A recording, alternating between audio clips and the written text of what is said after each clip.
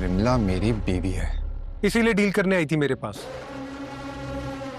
1 minute में खड़े खड़े सारा सिनेरियो चेंज कर सकता हूं मैं। वरना मुझे कोई शौक नहीं है मैं इस तरह उधर मुंह उठा के चली जाऊं। इतने अच्छे मौसम में रूठना नहीं अच्छा। हार जीत की बातें।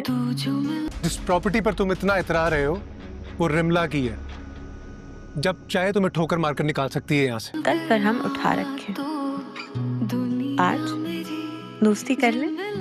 हुआ क्या है, मामला क्या है, बताओ तो सही कुछ। अरे बाबा, होना क्या है? मैं वहां शादी की इनविटेशन देने गई थी और वो भी आयला के कहने पे।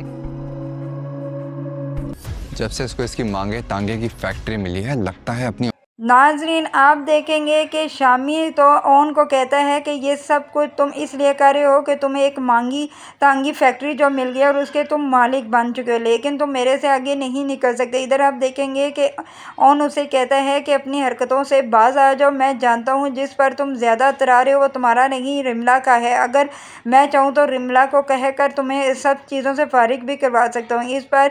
और वो कहता है कि मैं जानता हूँ ये सब कुछ हो करवाने वाला कोई नहीं, तुम हुई हो, इसीलिए मैं कह रहा हूँ कि बाज आ जाओ। लेकिन उसे कुछ समझ नहीं आ रही। तब जब उसे कहता है कि रिमला को मैं अपनी तरफ कर लूँगा तो उसकी आंखें खुल जाती हैं। इधर आप देखेंगे कि वो जाकर रिमला से पूछेगा कि तुम क्यों गई थी आयला के घर। तब वो कहेगी कि मैं वैसे नहीं गई थी, मैं तो बस उसे शादी का कार्ड देने गई थी, मुझे क्या पता ये सब कुछ ऐसा हो जाएगा। और ये आप लोग मुझ पर गुस्सा करना शुरू कर देंगे, मुझे खुद ही आयला ने बुलाया था। दूसरी तरफ आप ये भी देखेंगे कि जब ये ओन शामी को सही सुनाकर घर वापस जाएगा तो उसे आयला उसकी तरफ देखती रहेगी और ये कपड़े निकाल रहा होगा अलमारी से, तो वो कहेगी कि क्या हुआ था, क्योंकि अब ओन भी शर्मिंदा है। उसे पता चल चुका है कि इसमें आयला का कोई कसूर नहीं है, ये सब कुछ तो रिमला ने खुद किया था।